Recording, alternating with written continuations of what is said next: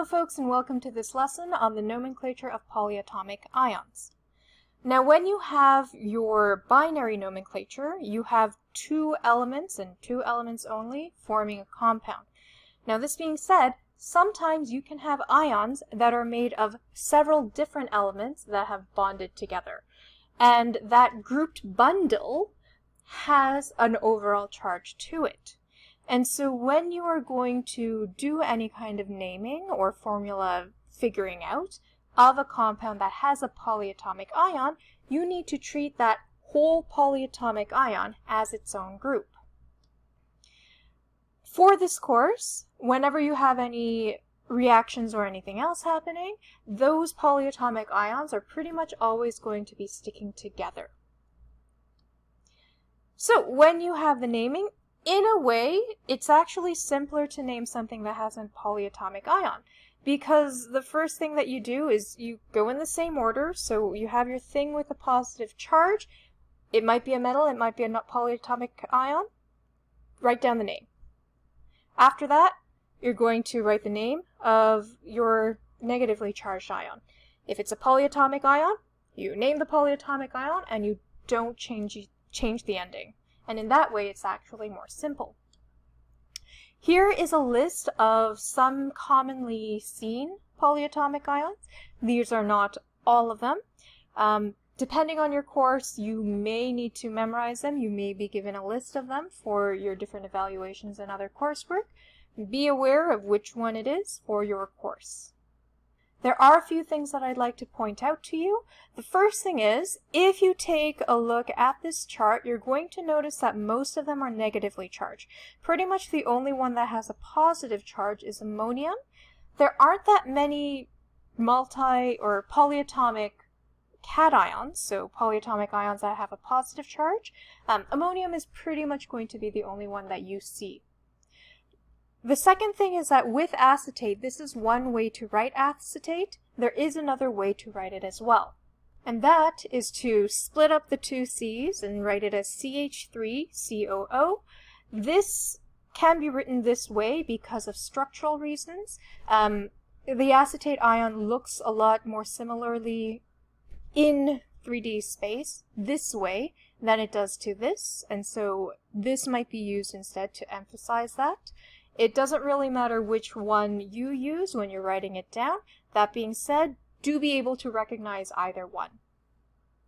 The last thing that I want to point out, but I'm not going to go into any further detail, is a bunch of these polyatomic ions have or end with 8.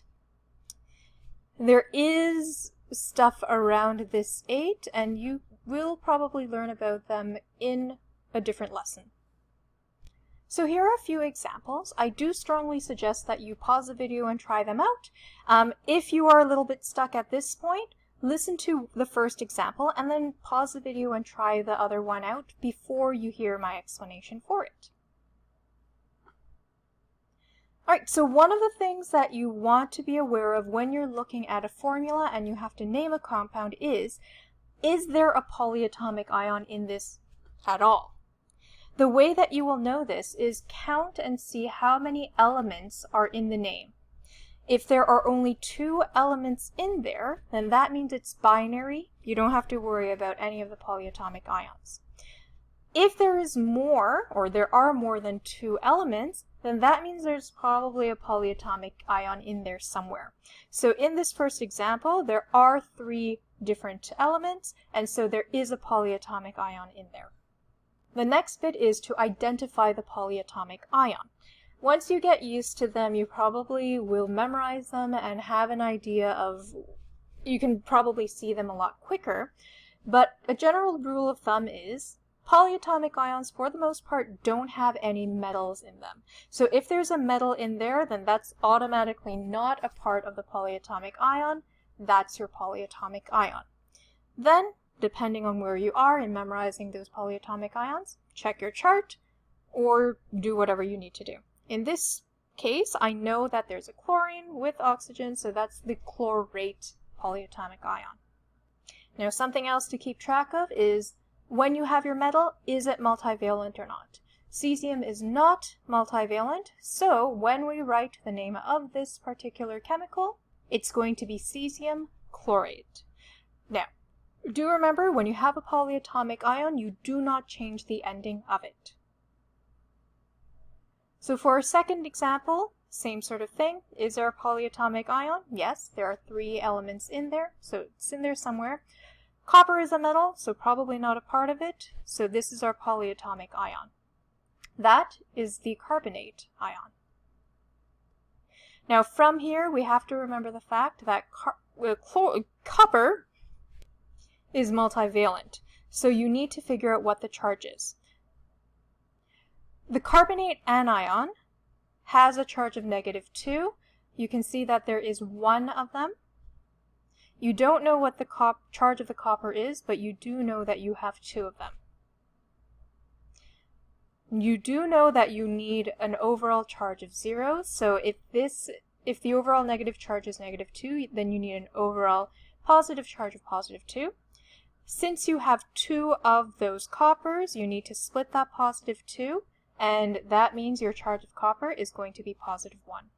So this copper has a charge of +1, so this is copper 1 carbonate. Now for this particular one, we're going the other way around. We have an iron that has a charge of +2, sulfate, the polyatomic ion, and it has a charge of -2. You want an overall 0 charge. That's +2 minus 2 cancels out. So the formula for iron 2 sulfate is FeSO4. For ammonium sulfite, ammonium doesn't show up in the periodic table. It is a polyatomic ion. The ending of that second one is also not IDE, so it's probably a polyatomic ion, and it is. Now, you have to figure out the charge thing here because you have a +1 there, -2 there. That does not become 0. Turns out if you have 2 of the ammoniums, then it'll all work itself out. So we have NH4, and we have 2 of the whole thing, which is why we draw a bracket around that, and then you have SO3. That's the end of this lesson. I'll see you next time.